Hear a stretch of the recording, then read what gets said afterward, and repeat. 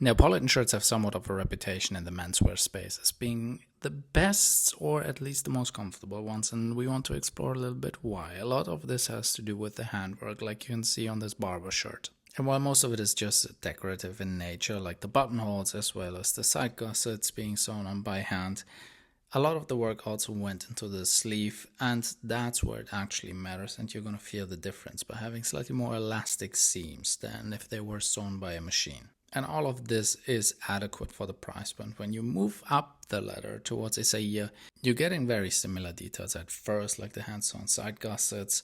And when you move on to the buttons, there's also a lot of handwork that went into them. They're slightly more elaborate in execution. You get a little bar tag halfway up the front placket, but the real difference comes through in the shoulder construction, where the handwork is just bit more extensive. And when you flip the shirt inside out, you will notice this even more. I'm gonna overlay a side-by-side comparison here so you get a better impression of this. But you see here the stitch density is relatively high. Also the spalla camicia is very pronounced, which wasn't the case on the Barba shirt.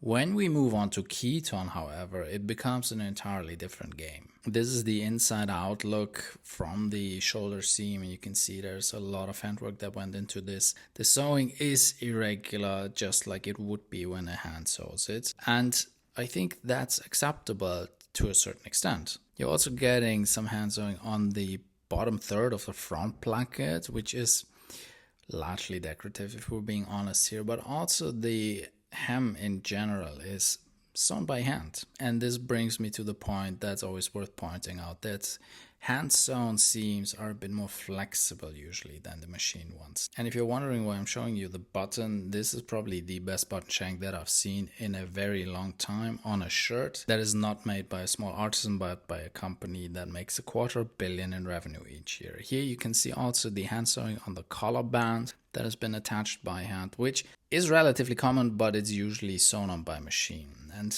we move on to the buttonholes. Again, these are hand sewn. You can notice there's a bit of a discrepancy between all of them. That's just the nature of handwork. And if you want this, you're going to get this at Kiton. And this brings me to the conclusion in this comparison series, because people always ask for what is the best, what is the most well-made item, and you have to define for yourself what you actually want out of it. If you want a lot of handwork, there are a couple of brands that execute almost entirely handmade shirts or fully handmade shirts, but they will in most cases come with slightly irregular stitching. If you're cool with that and if you appreciate just keeping the art of handmade pieces alive, that's what you should go for. If you want something that's reliable and you don't see the point in spending double for a shirt that is cut from the same cloth, you're going to be also completely satisfied with a hand-sewn shirt. It's just a matter of where your priorities are.